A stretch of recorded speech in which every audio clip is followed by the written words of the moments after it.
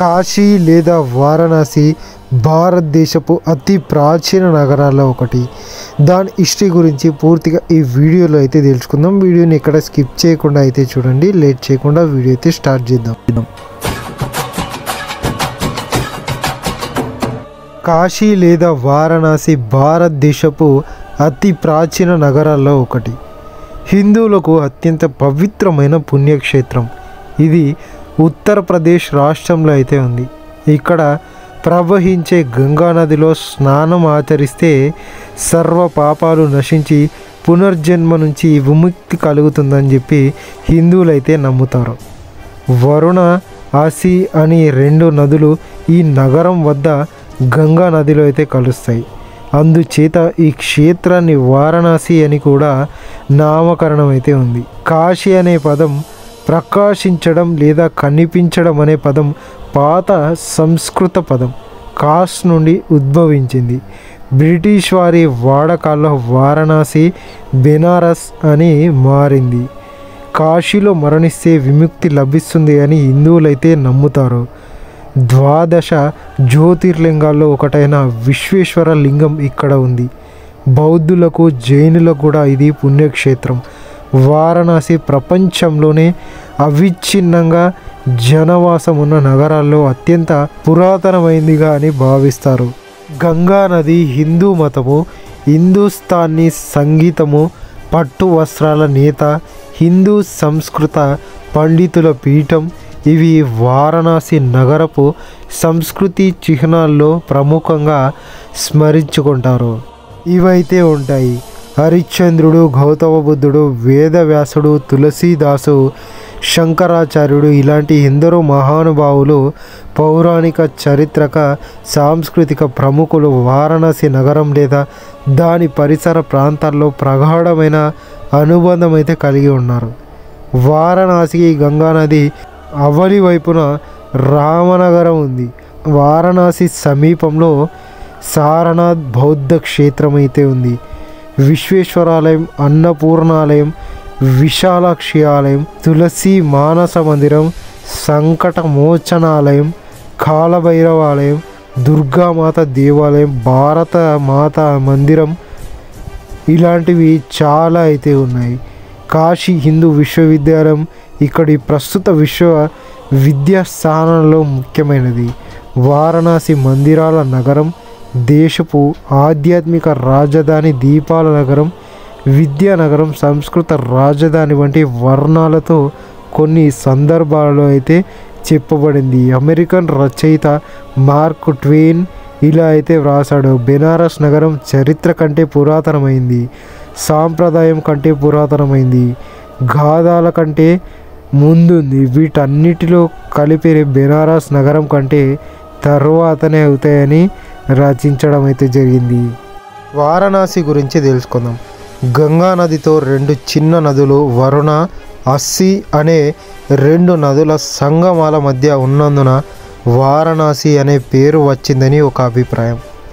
వారణాసి నగరానికి ఉత్తరాన వరుణ సంగమ స్థానం, దక్షిణాన అస్సి ఇది చిన్న నది సంగమ స్థానం అయితే ఉన్నాయి. మరొక అభిప్రాయం ప్రకారం వరుణ నదికే పూర్వకాలం వారణాసి అనే పేరు ఉండేదని, కనుక నగరానికి కూడా అదే పేరు వచ్చిందని. కానీ రెండో అభిప్రాయం ఏంటంటే అధికులు విశ్వసించడం లేదు. వారణాసి అనే పేరును పాలీ భాషలో వారణాసి అని వ్రాసేవారు. తర్వాత అది బనారస్గా అయితే మారింది. వారణాసి నగరాన్ని ఇతిహాస పురాణాల్లో సుదర్శన, రమ్య, కాశీ అనే వివిధ నామాలతో అయితే రాసేవారు. వారణాసి చరిత్ర గురించి అయితే తెలుసుకుందాం. సుమారు 5000 సంవత్సరాల క్రితం శివుడు వారణాసి నగరాన్ని స్థాపించాడని పౌరాణిక గాథల సారాంశం. ఇది హిందువుల 7 పవిత్ర నగరాల్లో ఒకటి. ఋగ్వేదం, రామాయణం, మహాభారతం, స్కంద పురాణం వంటి అనేక భారతీయ ఆధ్యాత్మిక గ్రంథాలలో కాశీ నగరం ప్రసక్తి అయితే ఉంది. వారణాసి నగరం సుమారు 3000 సంవత్సరాల నుండి ఉన్నదని ఆధ్యాయకారులు భావిస్తున్నారు. విద్యకు, పాండిత్యానికి, శిల్పం, వస్త్రం, సుగంధ ద్రవ్యాల వంటి వస్తువులను వ్యాపారానికి వారణాసి కేంద్రం ఉంటూ వచ్చింది. గౌతమ బుద్ధుని కాలంలో ఇది కాశీ రాజ్యాన్ని రాజధానిగా అయితే ఉండేది. చైనా యాత్రికుడు యువాన్ చాంగ్ ఈ నగరాన్ని గొప్ప ఆధ్యాత్మిక విద్యా కళా కేంద్రంగా వర్ణించాడు. ఇది గంగా నది తీరాన 5 కిలోమీటర్ల పొడవున విస్తరించిందని వ్రాశాడు. 18వ శతాబ్దంలో వారణాసి ఒక ప్రత్యేక రాజ్యమైంది. తర్వాత బ్రిటిష్ పాలన సమయంలో ఈ నగరం ఆధ్యాత్మిక వాణిజ్య కేంద్రంగా అయితే కొనసాగింది. 1910లో రామ్నగర్ రాజధానిగా బ్రిటిష్ వారు ఒక రాష్ట్రాన్ని అయితే ఏర్పరిచారు.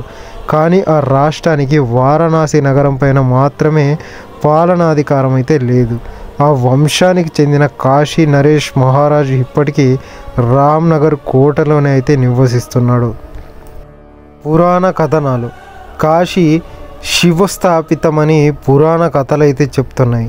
కురుక్షేత్ర యుద్ధం తర్వాత పాండవులు బ్రహ్మహత్య పథకాల నుండి విముక్తులవ్వడానికి సప్తముఖి పురాణాల్లో ఒకటైన కాశీ పట్టణానికి అయితే విచ్చేశారు. అయోధ్య, మధుర, గయా, కాశీ, అవంతిక, కంచి, ద్వారక నగరాలను సప్తముఖి పురాణాలని హిందువుల విశ్వాసం.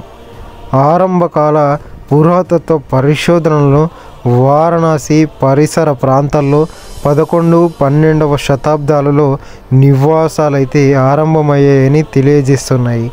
ఇది ఆర్యుల మత తత్వశాస్త్రాలకు మూలమని విశ్వసించబడింది. ప్రపంచంలో నిరంతరంగా నివాసయోగ్యమైన ప్రదేశాలలో కాశీ ప్రథమ స్థానము ఉందని భావిస్తారు. పురాతత్వ ఆవేశాలలో వారణాసి వేదకాల ప్రజలు ఆవాసమని వివరిస్తున్నాయి.